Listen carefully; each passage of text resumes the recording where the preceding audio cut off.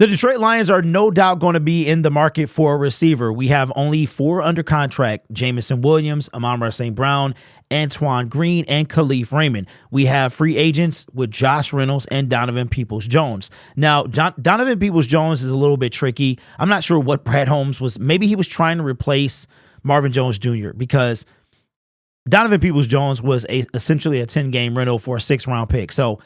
But both of those guys could walk in free agency, which means that we are going to have to replace someone. Now, the Detroit Lions went into the 2023 NFL season with just 5 active receivers on the roster. The 4 I mentioned earlier, well, no, Antoine Green was on the practice squad, but we will be losing Josh Reynolds potentially. So let's say that we bring Josh Reynolds back. Now, I am a huge fan of 6 wide receivers on the active roster. I do not like 5. I just don't. But let's say that we wind up bringing back Josh Reynolds and he's number 5.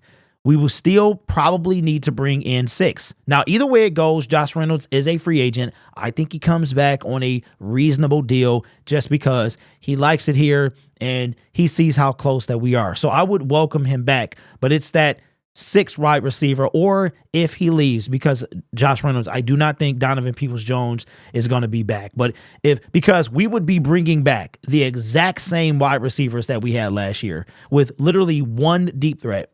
Well, no, Khalif Raymond is a deep threat as well, but he's on the shorter side. And speaking of short, we're going to talk about a guy today that's only 5'10". But I saw this from 12th Man Rising, and this article was intriguing because there's going to be a lot of salary cap casualties heading into the NFL offseason. Shout out to Alpha Lion. I'm actually about to order this stuff.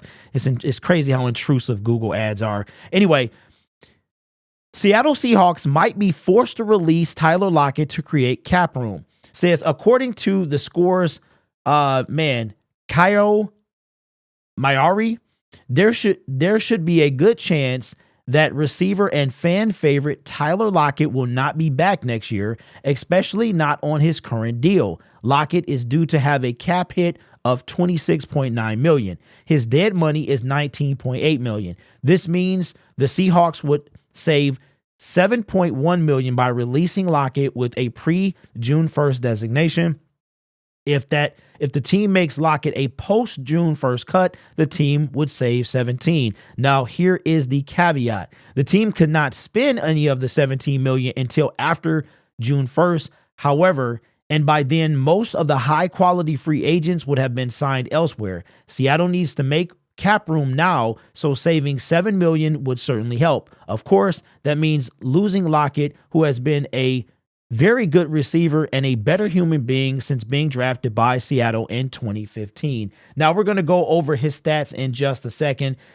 Tyler Lockett he's a fantastic wide receiver. The only knock on him, in my opinion, is that he's south of 6 feet.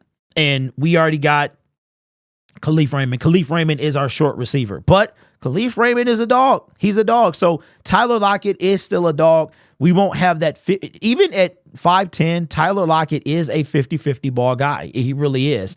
But we need an additional deep threat. We have Jamison Williams, who's still kind of finding his footing, and we have Khalif Raymond. That is all. We have a lot of, which is weird because we had like a ton. We were like top 5 in explosive plays, which are plays over 20 yards or more. And these are air yards. So the ball has to travel at least 20 yards in the air before it happens, if I'm not mistaken. But the Lions were very high, but that 20 yards is not a deep ball. It might be labeled as an explosive play, but it's not a deep ball. So we need deep balls. We're talking about 40, 45 yards in the air, and Tyler Lockett could definitely give that to us. Now, for those of you questioning Tyler Lockett's age, I want you to do 2 things, or ask yourself 2 questions. How many Seattle games have you watched? And if you're performing, does age really matter? All right. Now let's take a look at Tyler Lockett, drafted in the 3rd round in 2015. Seemed like so long ago, 69. In his career, this guy has spent his entire career with the Seattle Seahawks, and the later half of his career has come alive. 1,000 yards in 2019, 1,000 yards in 2020, 21 another 1,000, 22 another 1,000, was 106 yards shy of 1,000 in 2023. So this guy is, you could say he's losing a step, but my thing is this: if you are still performing, just like Khalil Mack will be 33, I think, when the season begins, and he's still putting up numbers, even though, okay, 17 was a anomaly year. He still put up like 8 the year before that. So, and that's 8 more than we have right now. Now, according to SpotTrack, this is the Seattle's Seahawks year to potentially get out. This is your potential out year. It says Tyler Lockett signed a 4-year deal of 69. Wow, he was drafted pick number 69, signed a $69 million contract with the Seattle Seahawks, including a $19 million signing bonus, $37 million guaranteed, with an average annual salary of $17.2 in 2024. Lockett will earn a base salary of $16.3 and a roster bonus of $1.6 while carrying a cap hit of $27 million and a dead cap value of 19. Now, this is when the Seattle Seahawks could get out of this. Now, here's what I want you to remember about all these free agents or these players that could potentially be casualties, all right? That number that you see with them is with that team. If they are cut, the new team is not responsible for any of those funds, okay? So Tyler Lockett could be cut, and the Detroit Lions would not, whoever picked him up would not be responsible for his old contract. He would essentially start a new one with his new team. Here's the thing. This guy is still performing. He's still performing. And players are going to be willing. Detroit is not the graveyard that it was 5-10 years ago. Even when Matthew Stafford left, it's not the graveyard. We don't have to overpay people anymore. People know this team was one game away from the Super Bowl. You could see a upward trajectory since Dan Campbell and Brad Holmes and Sheila Hamp have taken over. So what I'm saying is there are going to be people who are getting paid a bunch of money with their old team. They're going to get cut.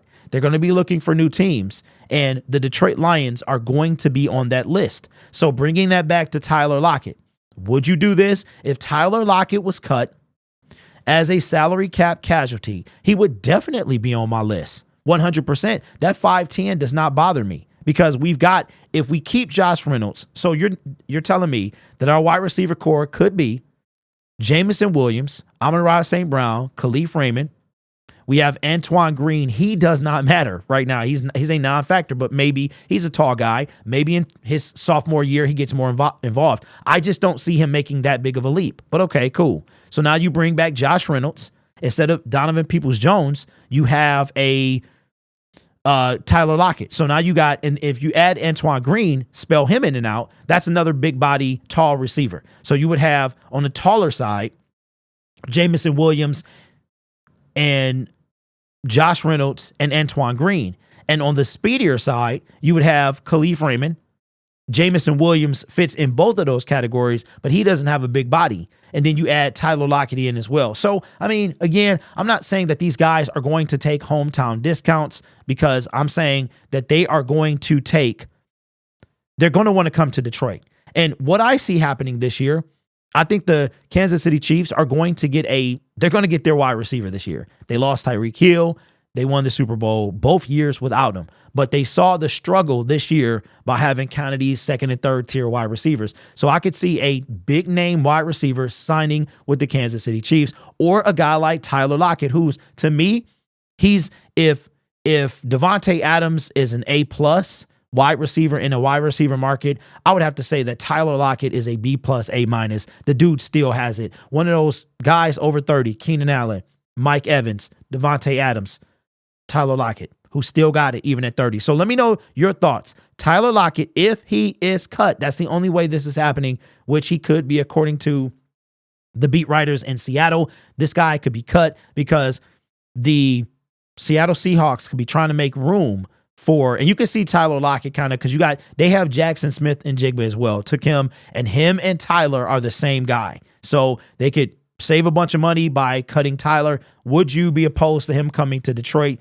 I would not, because the Detroit Lions are not going to go after a Mike Evans. They're just, so If we got Tyler Lockett, I wouldn't be mad at all, man. He reminds me of Jermaine Kearse, but just better. Remember back in 2018 or 19, I think one of my first years on YouTube doing Detroit Lions, we had got Jermaine Kearse, and he broke his leg in the preseason and never played again. And now it's, of course, not in the league. That was 5-6 years ago. So let me know. I would not be opposed to this because I don't see the Lions making a Mike Evans. They're not going to sign anybody outside of the building to $20+ million for a receiver. That money is going to go to Amon-Ra. So you're talking about Jameson Williams, St. Brown, Khalif Raymond, Josh Reynolds, bring him back, sign maybe.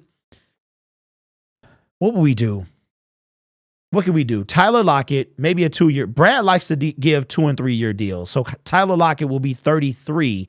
Do we want to be paying a 36-year-old wide receiver 3 years from now? So I'm going to say we could get Tyler Lockett on a 2-year deal, maybe paying him what he was going to make this year in Seattle. But I think we're a lot closer than Seattle, to tell you the truth. And like I said, Detroit is going to be a landing spot. A lot of people are going to be wanting to get in line to come to Detroit. A lot of good players are want to come here. So I would say yes, because Josh Reynolds, I mean, like I said, I think that this wouldn't be a bad move, but let me know your thoughts in the comments below. Consider subscribing to the YouTube channel. I think we have 48%. It's almost even. It's almost split. It's like 51% subscribe, 49% not. So I would say this: support all your Lions content creators. If you can stand them, then support them. I know some people you might not like the voice. You probably don't like my voice. So, but if you're talking Detroit Lions, we are giving you stuff that you are not getting from the local media. So consider subscribing to everyone who talks Detroit Lions if you so do so. But if you are watching this channel and you're part of that 49%, man, what are you doing? Subscribe to the channel. I make it a habit because when you're a creator, you kind of look different. You watch YouTube from a different lens, so you look different. I find myself, if I watch like 3 consecutive videos of yours, I am going to subscribe because I know what that feels like. So consider doing so. We are at 9.6. We have less than 400 to go until we hit the coveted 20K, man. I'm so excited. You guys are awesome. Take care of yourself and each other. And as always, go Lions.